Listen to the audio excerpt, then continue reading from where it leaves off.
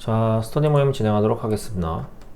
네, 오늘의 주제에 관련된 그림인데요. 여기 보시면은 애플 칩을 묘사한 그림이 보이고, 여기 한쪽에는 인텔 파운드리를 묘사한 그림이 보이죠. 인텔 파운드리에서 이제 애플 칩을 제조한다. 그걸 이제 좀 묘사한 그림입니다. 자, 다음. 네, 오늘의 주제 타이틀 되겠습니다. 애플 칩 제조에 뛰어든 미국의 반도체 업체. 이번 시간에는 이제 앞에서 스포가 됐지만, 이제 인텔 파운드리 관련해서 기사를 같이 보도록 하겠습니다. 자, 다음. 애플이 자체 설계 칩 일부를 인텔의 파운드리 시설을 통해 생산하기로 예비 합의했다는 내용이 나오고 있고요. 양사는 칩 생산과 관련해서 1년 이상 협상을 진행을 해왔고, 최근 몇 달간 계약 내용을 다듬었다고 합니다. 하워드 로트닝 상무부 장관은 팀 쿡 애플 CEO, 젠슨 엔비디아 CEO, 일론 머스크 테슬라 CEO 등을 만나서 인텔과 협력을 해달라 이렇게 또 설득을 했고, 트럼프 대통령도 애플에 인텔 협력을 권유를 했다고 하네요. 미국 정부는 지난해 인텔 지분의 약 10%를 직접 보유를 하기도 했다고 합니다. AI 업계 관계자에 따르면 파운드리 부문에서 고객사 확보에 어려움을 겪던 인텔이 사업 재건에 저한점을 맞았다 라고 또 말을 했다고 기사에서 언급이 되고 있습니다. 자, 다음. 애플은 인텔 외에 삼성전자 파운드리와도 칩 생산을 논의 중이라고 언급이 되고 있고요. 삼성전자가 미 텍사스주 테일러에 짓는 파운드리 공장이 애플의 주요 칩 생산지 후보로 거론이 되고 있다고 합니다. 그리고 뭐 여기 보시면은 이제 반도체 업체들 주가가 좀 이렇게 급등을 했다 관련해서 이제 가장 큰 테마가 메모리 수요 급증이다 이렇게 언급이 되고 있고요. 이쪽은 좀 넘어가서 이제 엔비디아가 광섬유 전문 기업 코닝에 대규모 투자를 했다라는 정보가 또 나오고 있습니다. 자, 다음. 네, 이 자료는 이제 엔비디아에서 다변하는 AI 투자 이제 관련해서 이제 기업들이 나와 있는데 주가 상승률이 이렇게 기록을 했다라는 거죠. 자, 다음. 이제 미국 정부가 지난해 인텔 지분의 약 10%를 인수했다 관련해서 기사를 보도록 하겠습니다. 자, 다음. 인텔 최고 재무 책임자 데이비스 진스너가 말하길 정부는 인텔이 파운드리 사업을 분리하거나 외부에 매각하는 것을 원치 않았다 라고 말을 했다고 합니다. 인텔이 공식 문서를 제출을 했는데 거기에는 트럼프 행정부가 반도체 지원법에 따라서 인텔에 89억 달러, 하나로 약 12조 원의 보조금을 지원하는 대신에 지분 10%를 인수하기로 했다는 내용이 나오고 있고요. 인텔이 파운드리 지분을 직간접적으로 최소 51% 이상 보유를 하지 않을 경우에 미국 정부가 주당 20달러에 인텔 지분 5%를 추가 매입할 수 있는 5년 만기 워런트 신주 인수권 조항이 포함이 되어 있었다고 합니다. 인텔 파운드리 부문은 지난해 130억 달러, 하나로 약 18조 원 규모의 손실을 내는 등 이제 적자가 누적이 돼서 매각설에 오락내리락 했다고 하네요. 자, 다음. 진스너 CFO는 우리가 파운드리 지분을 50% 이하로 줄일 가능성은 작다고 본다. 결국 이 워런트는 행사되지 못하고 소멸할 것이다 라고 말을 했다고 합니다. 트럼프 행정부가 이렇게 제약을 둔 게 미국 반도체 공급망 구축 과정에서 파운드리 사업 부문이 반드시 필요하기 때문이다 라고 이유가 나오고 있고요. 미국 반도체 산업이 퀄컴, 엔비디아, AMD 같이 이제 설계 중심의 팹리스 기업이 줄으라고 이제 언급이 되고 있어요. 실질적인 생산 공장이 이제 대만 TSMC에 의존을 하고 있고, 이것 때문에 미국이 자국 내 반도체 공급망 재편 전략을 구상을 하고 있는데 생산 능력을 갖춘 인텔 파운드리가 빼놓을 수 없는 존재가 된다는 거죠. 인텔은 현재 정부 투자금 57억 달러를 받았고 나머지 32억 달러는 국방부와 합의된 목표를 달성하게 되면 지급을 받는다고 합니다. 진스너 CFO에 따르면 이번 분기는 현금 조달 측면에서 매우 큰 성과였다. 자본시장에서 추가로 자금을 조달할 필요가 없어졌다 라고 말을 했다고 합니다. 자, 다음. 이제 인텔 파운드리 부문이 130억 달러 규모의 손실을 봤다 관련해서 기사 보도록 할게요. 자, 다음. 인텔이 2021년부터 파운드리 서비스를 출범을 시켰는데 대형 고객 확보에 실패를 해서 성과를 내지 못했고 파운드리 서비스 손실이 2023년 70억 달러에서 2024년 130억 달러로 이제 불어났다고 합니다. 그리고 이런 손실은 지난해, 그러니까 24년이 되겠죠. 24년 인텔 주가가 50% 급락하게 만든 요인 중 하나였다라고 기사에서 언급이 되고 있어요. 자, 다음 이제 애플이 삼성전자 파운드리와 칩 생산을 논의 중이다 관련해서 기사 보도록 하겠습니다. 다음 애플이 삼성전자와 파운드리 협력을 논의를 했다라는 내용이 나오고 있고요.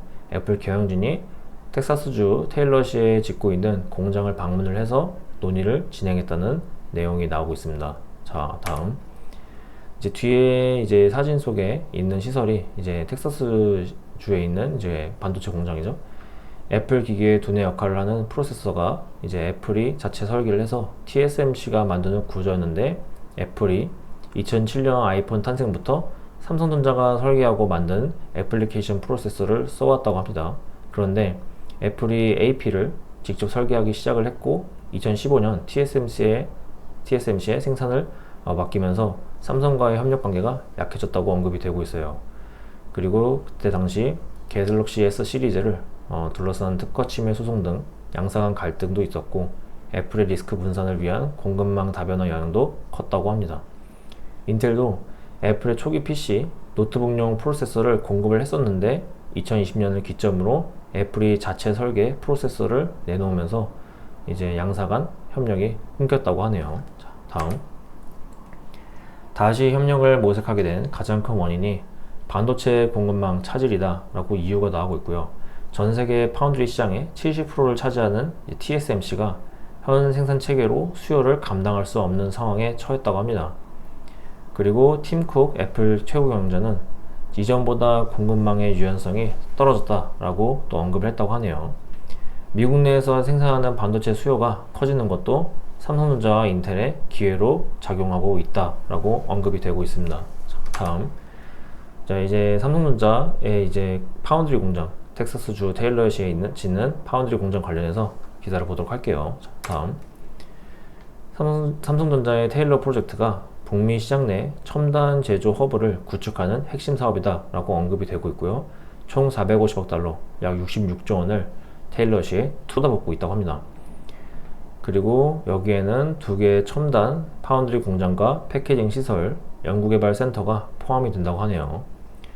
텍사스 오스틴과 테일러를 잇는 거대한 반도체 클러스터를 이 삼성이 완성하게 된다 라고 언급이 되고 있습니다.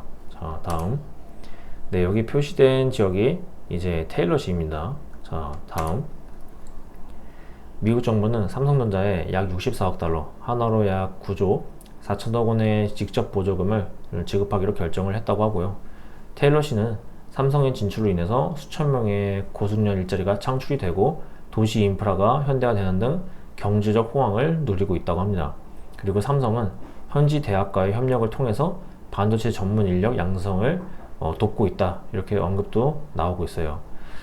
미국 현지 생산 거점 확보가 이제 삼성에게 있어서 지정학적 리스크를 해지하는 중요한 안전판 역할을 한다라는 내용도 기사에서 언급이 되고 있습니다. 자, 다음 이제 엔비디아가 광섬유 전문 기업 코닝에 대규모 투자를 했다라고 한 내용을 이제 기사로 또 보게 되겠습니다. 자, 다음 엔비디아가 인공지능 데이터 병목 현상을 해결을 하기 위해서 요리 광섬유 제조기업 코닝과 손을 잡았다는 내용이 나오고 있습니다.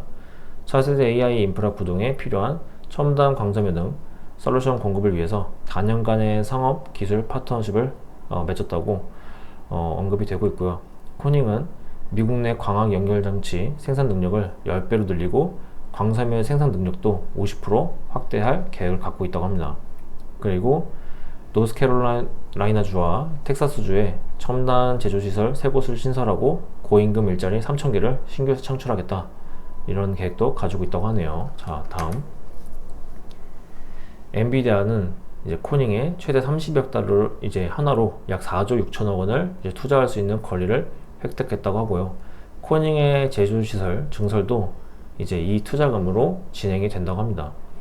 협력을 이제 확대하는 게 기존의 구리선이 한계에 다다랐다 이렇게 이유가 나오고 있고요.